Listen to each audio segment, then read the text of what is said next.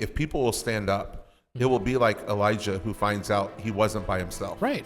God had a lot. There was a lot of people. There was a lot. There was a lot that did not bend their knee and bow. And so there's a lot now. You're there, you're watching this podcast. You're not alone. You're hearing this and you're thinking, man, there's some guys, some people that think like we do, like I do. I didn't think anyone thought like I did or even questioning these things. But we're here. There's more of us than you realize that they're here. And we want to encourage you to connect with these ideas, connect with these people. What are we standing up for? The ability, the freedom to do what's right as God defines that right. God's the ultimate author of liberty. We don't want government to stand between us and our freedom to do what is right. Hello and welcome to the Bible Nation podcast. I'm Doug Levesque, and with me today we have Pastor Jason Georges of Emmanuel Baptist Church and Tony Nash of AZ Business Solutions. And these gentlemen are great cultural movers and shakers in our society today here in the state of Michigan and abroad, and I appreciate them joining me for our podcast. Guys, thanks for being here today. It's always good to be here. Good to be back. You can always check out our articles, books, and our podcast itself on BibleNation.org. The best culture is a Bible culture. It's proven and it works.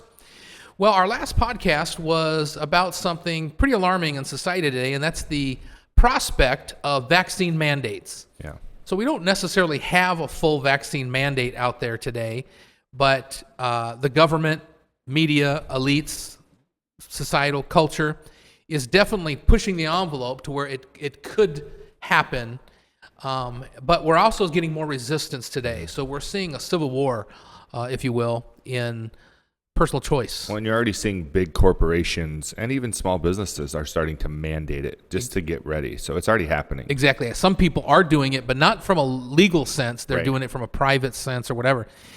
In the last hour, we really started off by reading the Nuremberg Code of 1947, where Nazi Germany had done immoral, illegal, unethical medical treatment, medical examination upon the Jews, gypsies, homosexuals, handicapped, retarded children, et cetera, and of course they were war criminals, and they, in the Nuremberg trials, put those people to death and put people in prison because of it.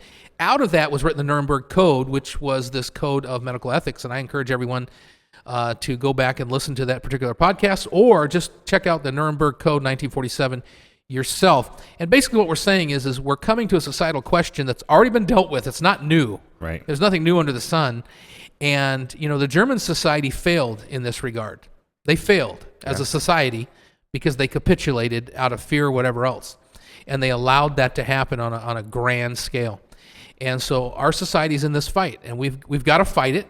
We're doing it rhetorically, through a podcast, intellectually, reasonably. But if it comes to the brink, what's it going to take? Right. If people are going door to door, if you're losing your job, or if you can't go shopping, or if you can't put your kids in school, what's going to happen? What's the breaking point? And it seems like that is a discussion worth having. For sure. So last hour we talked about that. We looked at the mandates in the news, what different governors are doing, what different companies are doing, what society's doing. But we said we wanted to come back, and we wanted to talk about societal, governmental vaccine mandates versus God's mandates. Right. But let's start off talking about personal choice. Yeah. Personal choice. Here's an article from Axios. New data on coronavirus vaccine effectiveness may be a wake-up call. And basicthe it's questioning the mRNA vaccine's effectiveness against Delta, particularly Pfizer's, has already grabbed the attention of top Biden administration officials. What they're saying.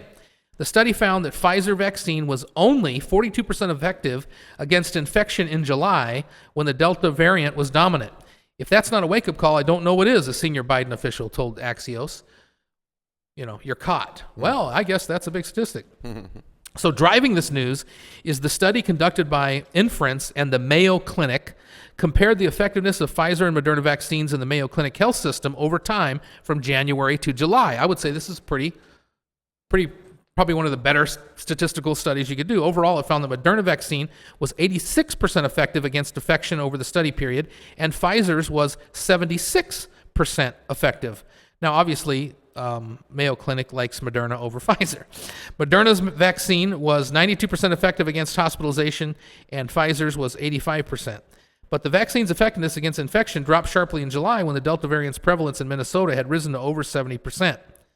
Pfizer was 76% effective against infection, and Moderna was 76%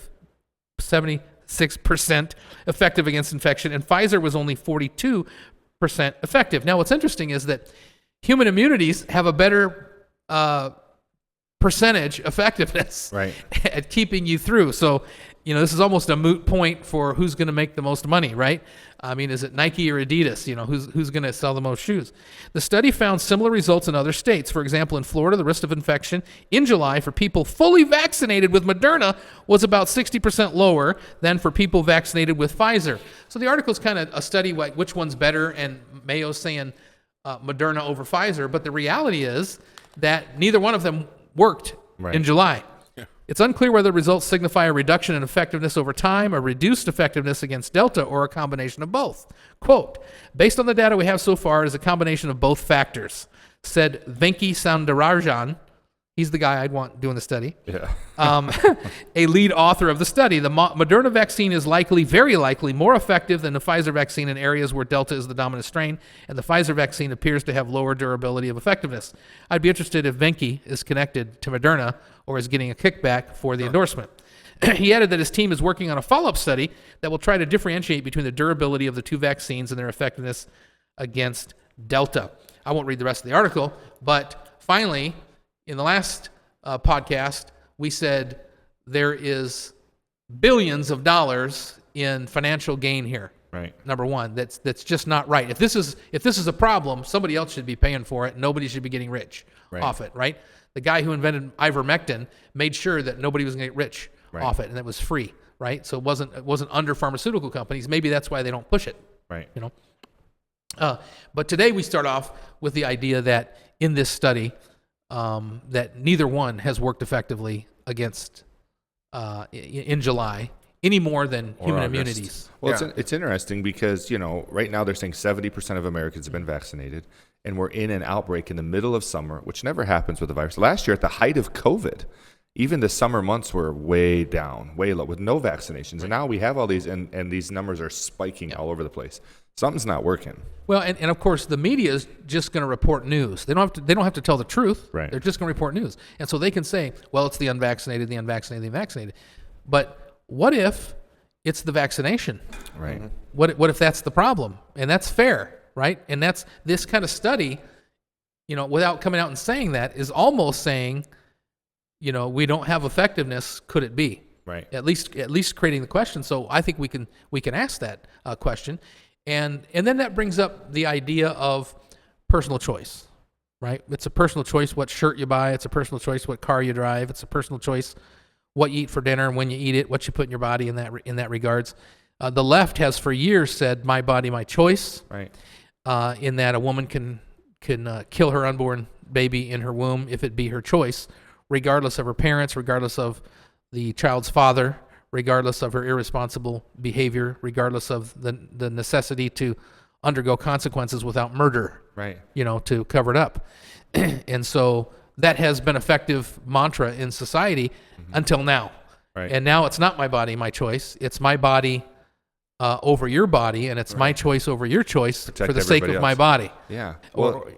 there's been this redefining of morality over the last year and a half. Like first it was really like, if you leave outside of your house for more than anything that's essential, you're a bad person. And Yeah. if you go to church, you're a bad person. If you don't socially distance from people, you're a bad person. If you don't wear a mask, you're a bad person. And now it's this, if you don't vaccinate, you're a bad person. So it's like this redefinition of what morality is, what it means to be a good human being. Yeah. And it's false. I mean, the Bible defines morality, so we don't necessarily need that. But this is where the disconnect, this is where people are confused. Everyone's like, well, I want to be a good person. I want to be good to my fellow man. I want to be kind to my society. And so this narrative that, well, even if you don't want to do it for yourself, do it for your fellow man, people buy into it because they Right. don't have an understanding of where morality comes from. The the idea that the devil made me do it doesn't really stand up in court. The idea that the officer commanded me to do that doesn't always hold up in court, because if you did some immoral thing and said, well, I was told to do that, doesn't make it right. In a group rape, you can't say my friends made me do it. You are responsible for yourself. You can't be drunk in alcohol and say, well, the frat house all made me do it. Right. You have to be responsible for yourself. And because you're responsible, that is the line of demarcation of individual sovereignty. Right. In other words, if I am responsible for my actions, then I have to be given the liberty to be the decider of Yes. my actions. Yes. For my And so when you choices. take away my ability to choose right and wrong, then I am no longer responsible. But if it's all on me, then I am culpable for my decisions. And the body, our skin ought to be one line of demarcation. Absolutely. So this is why this argument is it's not on parallel with the idea of having a driver's license. Right. That's different. Right. Or wearing a seatbelt or whatever. Yeah. While we would have opinions about those, and we would say there's a reach there as well. This is a different argument because it's breaking a different line of sovereignty. Yeah. And so the line of our skin has to be our sovereign. There has to be sovereignty Yes. there. The line of our mind, our conscience, has to have a line of sovereignty. Yes. Of saying, no, I am wholly responsible for my actions, for these things, for my body. I got to live in it. Therefore, I have to have some say in this. And even if you are the most pro-vax, like you were the first in line, got all 3 vaccines, even you should believe that. Even you should agree with personal choice of what's getting injected into your own body. I mean, that's not a radical thought. That's not a crazy idea. I mean, any person should be for the idea of freedom of choice. Biblically, morally, we've always been there. You have to stand for it yourself. That's a great cultural mandate. The left has taken that and said, "Give me my rights," right? And so if a guy decides he wants to be a woman and he's going to take these hormones, have these surgeries, change his dress, speech, behavior, whatever else, society's celebrating that, letting him do that based upon that's my decision. We would say it's probably not God's mandate. It's against moral law, but legally they've done that. So why is it a problem that, like the transgender community who wants to push it in schools and everything else, why is it a problem for us also then to talk about this line of demarcation, line of sovereignty? So there's a great hypocrisy going on. So not only should we be taking it to court, not only should we be arguing it, not only should we be honestly not so much concerned about name calling, but we should be organizing ourselves to communicate en masse. And that means the companies that want to push this, we should be saying we're not going to do business with you. Yeah. Right? The 100%. Schools that are saying we're going to push this, we'll go to school elsewhere. Yeah. Right? Schools of choice. We can go elsewhere. And that's the privilege of a free society. Absolutely. And actually an advantage to capitalism because there's choices. So someone else can come up, a school district, an institution, a business can say, you know what? We're going to be the opposite of that. We're going to be the one that does not mandate. Right. And that's going to make and then I'm going to have some consumer decisions. So if I have grocery store A and grocery store B, right, and they can compete on services, but now they can kind of compete on liberty. Right. Hey, we're not asking. That's where I'm going to go. Well, and Western Michigan University has kind of come out recently and said that you have all these colleges in Michigan that are mandating the vaccine now and losing a bunch of students. And Western Michigan is like, we need the tuition. Come here. We're not going to go Broncos. Colleges are closing, right, because of money issues, and so this is what's if we were waging war against a culture, society, a nation, we would war against their economy. We would war against their education. Their young people. We would war against their health. We would war against their governance.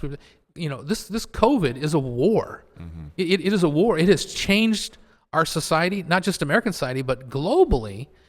The national sovereignty of nation states is being warred against here. This is an ushering in of a global mind, of a global authority, of a global consciousness, of a new global morality. And I think while we need to say, no, this is our choice. And it's undermining Christian values, American values, human values. And it's a very, very dangerous precedent. Go ahead. Well, and because I'm hearing the mind of the skeptic or those that would be not line up with us in our viewpoint here, and they say you're being inconsistent, Right. Because in this topic you're saying you have choice, but then in other areas, particularly moral issues, right. you don't have choice. But I would reiterate, we are being 100% consistent. Our issue with the LGBT community is, hey, what you're doing, you have a choice. It's when you want to go into my mind Right. and tell my mind and conscience that I have to say something. That's where the line of sovereignty has been Right. broken over. That I now have to call you a woman. And that I now have to say, or I now have to go along with. Now, that's where the line has been broken. Now, I can give you the statistics. I can tell you how that behavior is not healthy. I can tell you how, I can give you the theology and tell you that the Bible says that Right. behavior is immoral. But where this becomes policy and societal is when you tell me by the arm of the government that I have to let that break into my consciousness. Right. And I have to accept that and say something that's true that I don't believe is true. That's the battle line that we've been fighting for over 10 years. Or with abortion, with other issues. For over issues 10 as years, well. yeah. But I mean Bible Nation Society. Right, yes. Because Yes. we're not new to this game. Right. We've been doing this a long time. Yeah. And it's consistent. The line that we are fighting for and that we're drawing in the sand, it's different. It's applied to different issues, but it's consistent. Yes. It's consistent. Yes, and the thing is we're not advocating, hanging people in the streets. This victimology of, of everyone. This idea of identity politics is about We're not Islam. is about victimization, making everyone a victim, and react with their fears and overreact. Right? Yeah, we're not Islam. Right. Killing people in the streets, and that we've never done that ever. Right. Now there has been imprisonment because when people cross the line and go into homosexuality, LGBTQ culture behavior, it's usually criminal because it's affecting children. It's not taking, if there's no right or wrong in that, then I can have a partner and abuse them. Right. And so most crime is gay on gay crime. And so therefore you're in jail. And therefore people who stay in jail have a high percentage of LGBTQ. It's not, we put it away from society because of how dangerous it is, just like murder, et cetera, et cetera. So when that's gone from abomination to just crime to just a mental health issue to just a alternative issue to now choice. Now it's a choice, and now it's a mandate. Right. Right. It's a mandate. That's the point. That's I'm the making. line. That's that is exactly what we're it's, talking it's about the here, same yeah. exact thing Right. now when you talk about Yes. with a vaccine situation. Yes. If people, if you've thought that smoking marijuana was going to help your health, and you did that, most people left you alone. But when you decided to sell it to minors, have an industry, cook it up. Now it became, a crime, war on drugs.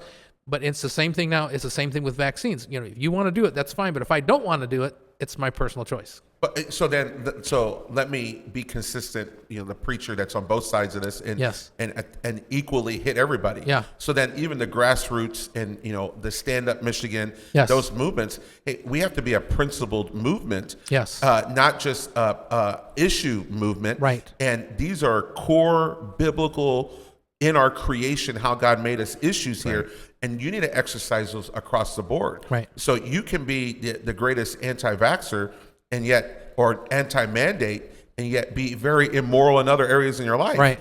And so the core principle is what's matter. Yeah. And then its application to every area of our life. Yeah. That's what we need. And that's the hypocrisy that we got to get away from. You got to say, no, listen, this is consistent. Yeah. On this issue, and this issue, we've just taken God's side. And this is why I think it's, you mentioned earlier, we've been talking about this for 2 decades, the Bible Nation Society.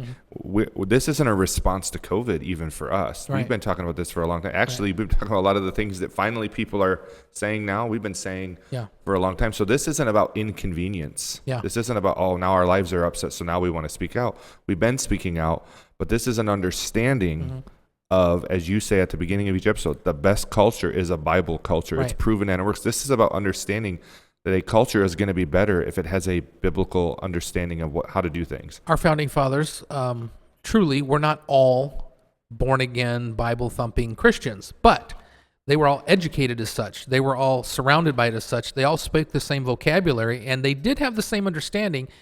And to many and to much extent, they had the same agreement. And they were in agreement that this form of government was unique, it was new, it came about because of Christian society, and that when society ceased to be Christian, that this form of government would be overturned. Yeah. And that's kind of, where we're at today. Now, the good thing about personal choice is that companies have a choice. I like this article from CNN. 3 major U.S. airlines will not mandate shots for their unvaccinated workers. So vaccinated workers, great. We encourage that, but we're not going to mandate the shots. They might have said, boy, we see some lawsuits coming, or we're not sure. But, if you're running a major airline, you probably have scientists and you can look and see what's real and what's not. And you can say, well, we encourage this just to get along, just for the wrong's sake. But at the same time, we're not going to mandate it. We're not going to get into that. We're not the government. We're not going to be financially, fiscally, responsible for that. So, hey, kudos to companies that are just going to say, hey, that's a personal choice. We're not going to go there. We're going to do business in a different way. Why should it be personal choice? CNBC, fully vaccinated people are still getting infected with COVID. So even CNBC, who just produces headlines, decided that this headline was justifiable. Fully vaccinated people are still getting infected with COVID. That is reason enough for me to say I'm not throwing everything down on on personal choice. And they've allowed people with the historic idea of vaccines to believe that this vaccine is inoculation. Right. And you're not being inoculated. Right. You're not being cured. Right. You're not being inoculated. Right. You're not, a force field has not been put around you that Right. now you're impervious to COVID. Right. And It's not 100%, and it's not necessarily better than natural immunities. I will say I did test positive, have the COVID, did get sick, did go to the ICU. I went to the emergency room, having a hard time breathing. They gave me oxygen. Immediately, I started to get better. But we want to keep you. Okay, I'll let you keep me. Horrible. The whole process was absolutely horrible. The billing process was precise, but the medical process was the worst thing I'd ever seen. Yeah. Treated like, oh, you're a COVID person. Oh, you're a Leprosy. you don't wear a mask, and that sort of thing. And I gave it back to the doctors. I said, that's not your job. That's my job. If you don't want to treat me, then whatever.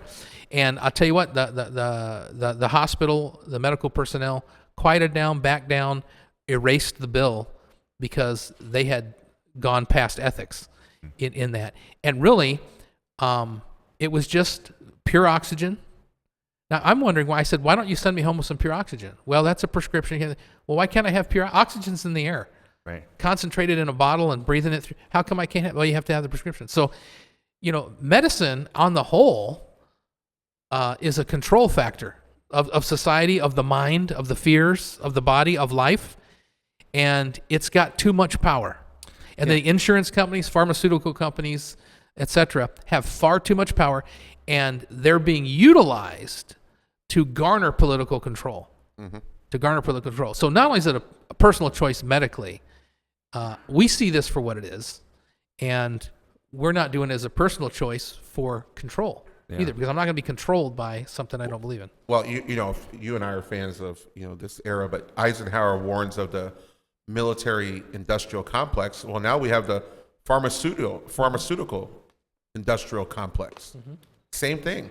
Well, and there's a lot of power and a lot of money and a lot of influence, and I think it trumps for sure. It trumps the military complex because it is global in its scope. And it touches every human being. You touches don't have to join the military to do it. Yeah. It's a business that has the most to gain from people being sick. Right. And afraid. And they're selling the remedy.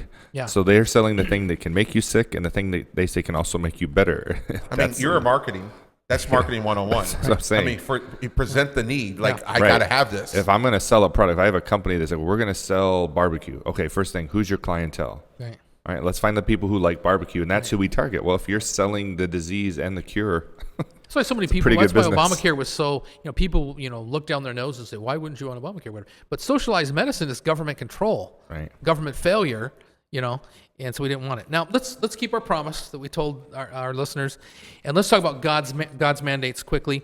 Here's an article about an orthodox critique of the cultural dominion mandate, and R.J. Rushdoony was one of Reagan's favorite moralists, and he talked about this idea of God's mandate of have dominion over the earth. Now, I would say that was given and then man fell. So they didn't have mandate over the earth. The devil took mandate temporarily over the earth.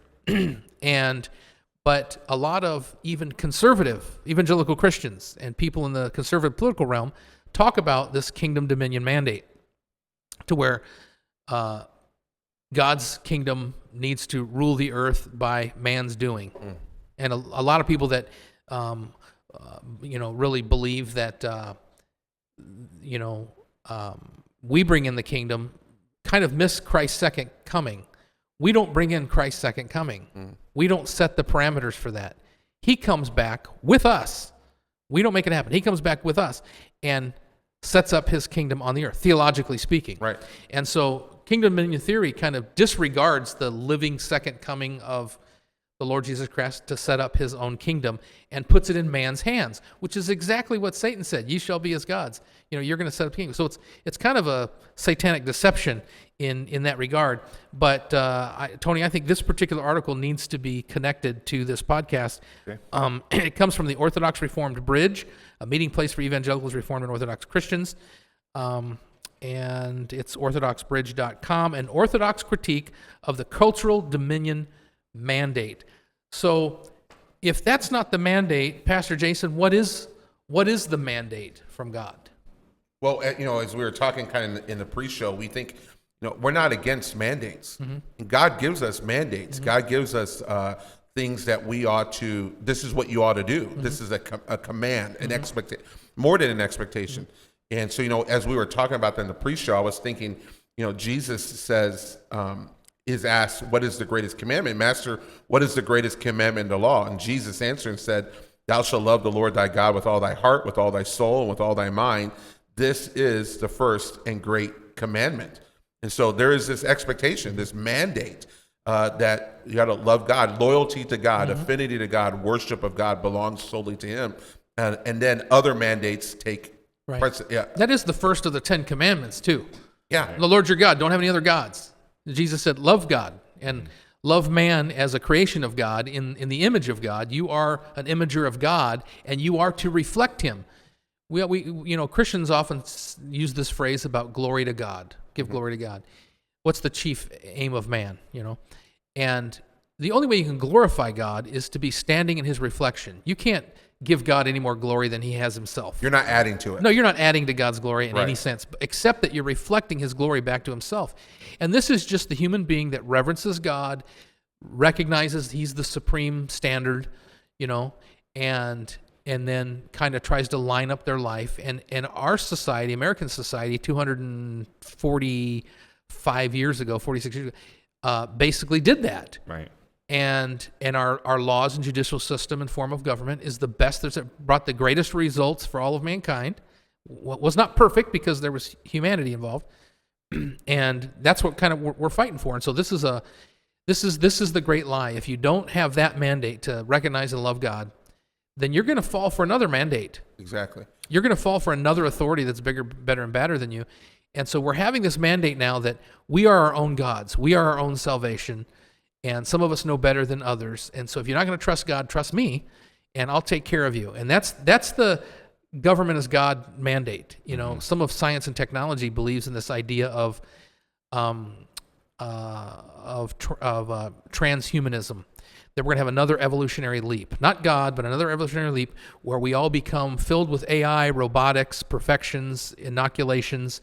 And so we're going to have humans 2.0 and humans 1.0, and the humans it's like Planet of the Apes, And so there at least is that theory that fuels some of these people who are the so-called experts telling us what we should do. And humans are created in the image and likeness of God. Yes. We inherently need God. And yet when we remove God, we'll create another God. Yes. History proves this over Yes. and over again. I mean, secular history. You don't have to be a Christian theologian to understand this.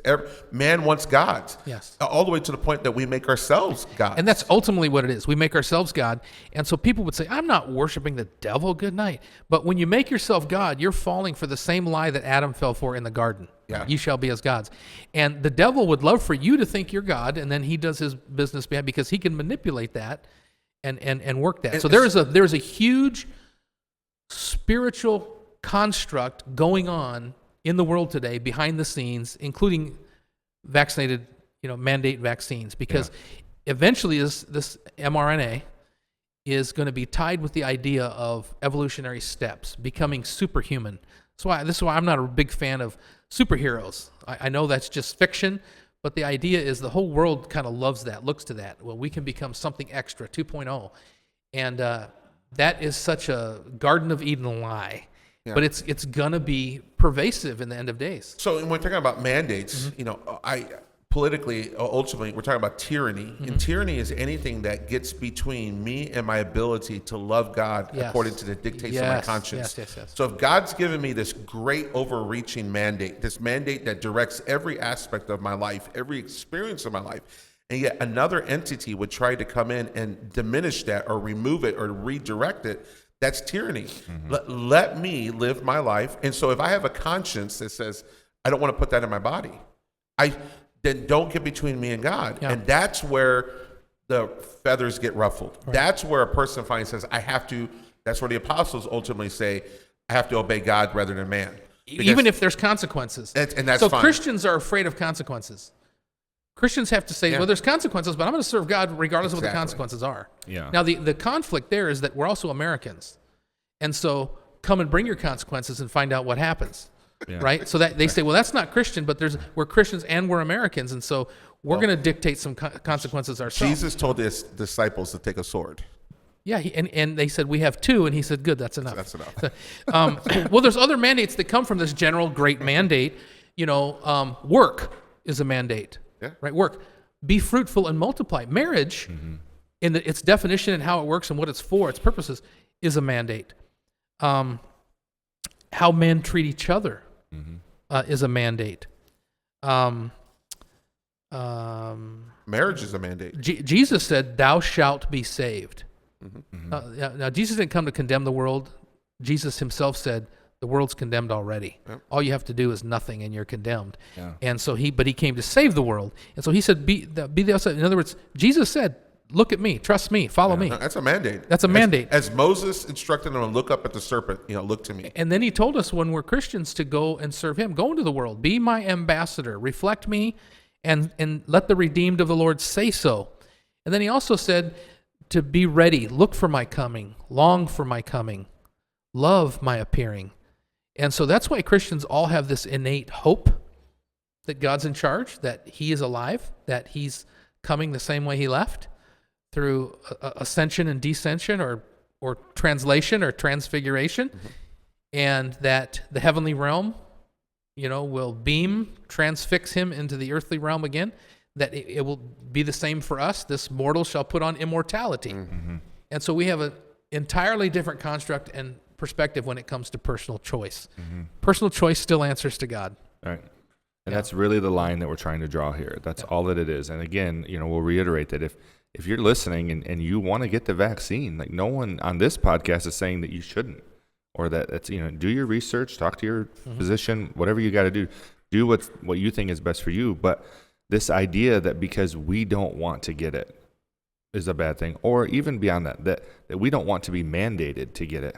That shouldn't be a bad thing. And that freedom to be able to decide is not just good for me, it's good for you listening. Yeah. And it does apply to other things that are going to come down the pipe here soon. And so if there's something worth fighting for, it's fighting for your freedoms. Yes. Because if you lose them, there's no other place in the world to go find them than America. I mean, America still is that last bastion of some sense of freedom. And so this is what we're fighting for. And this is what the understanding is. I mean, we were at this anti-vax mandate rally yesterday on the University of Michigan campus, and there was a young lady that came up to us. She was a student there, masked up outside, and she was visibly like angry, body shaking, hand motions, and approaching people, telling them that you shouldn't be here. This is dangerous. You're killing people. I mean, she was so overwhelmed with emotion by people, seeing people that are just literally standing up for freedom. But in her mind, she thinks they're saying not to get vaccinated. Yeah.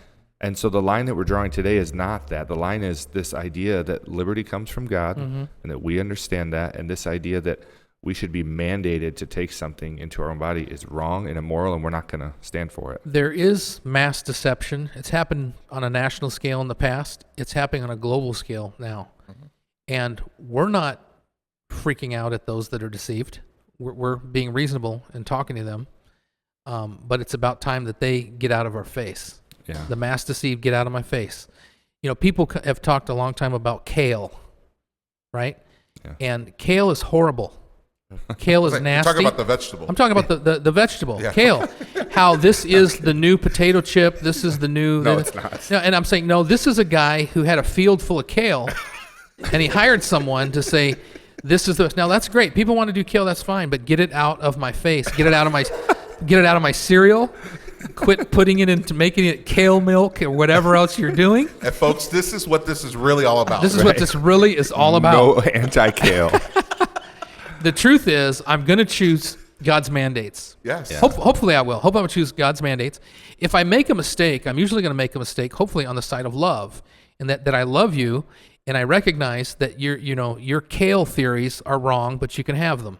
Right. And your societal, college kid, Karen, Black Lives Matter, whatever, now vaccine mandate. It's not that I agree with you. It's not that I believe you. I think you're deceived and I think you're wrong. Right. But I'm not acting like you are. But push me in a corner. And I think it's time for people to get in that corner and to not go to stores, not deal with companies. I think it's that time for them to give money to the right people that are saying the right things to try to get elected. I think it's time to take everybody to court, because that's all they're doing. Take everybody to court. I think it's time to say no. I mean, marijuana users said no. Yeah. Right? They said no. We're gonna do this, and they're doing it. Right? So it's time for us to say no. No, we're gonna do this. We're gonna go to church. We're gonna love God. It's our personal choice, parental rights over our children and education. It's just absolutely time to do that. God has mandates. When they conflict with these so-called human mandates, at least in a certain percentage of the population, that's going to fail. Yeah. Absolutely. And like we had said earlier, I think we've began the first podcast in this section about minority. But it will be, if people will stand up, it will be like Elijah, who finds out he wasn't by himself. Right.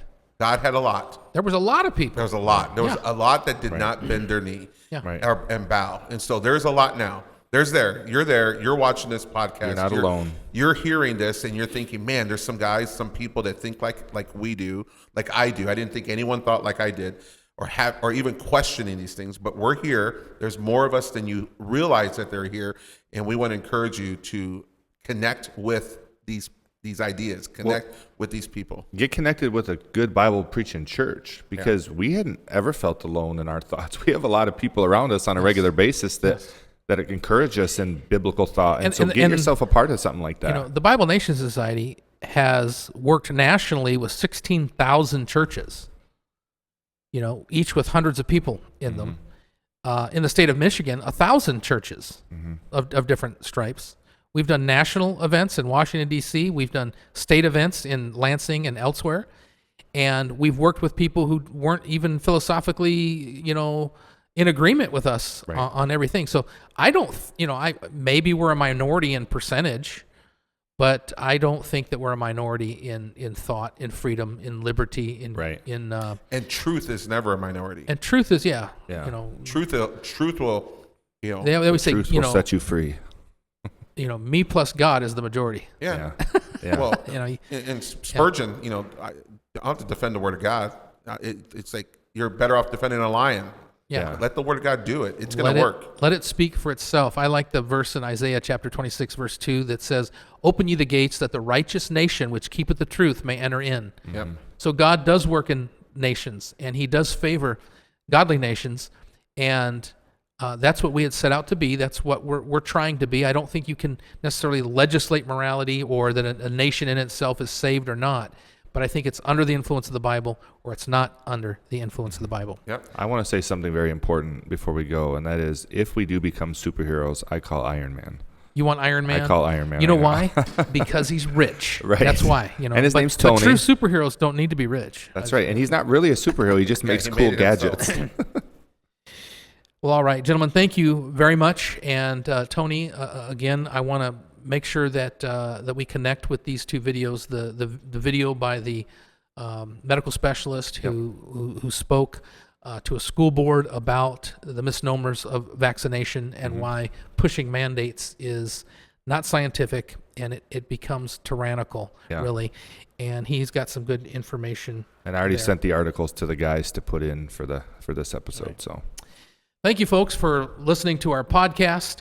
As always, go to BibleNation.org in order to see everything that we have to offer, and then you can communicate with us if you have questions, comments, or discussions. Thank you very much. Remember, the best culture is the Bible culture. It's proven and it works.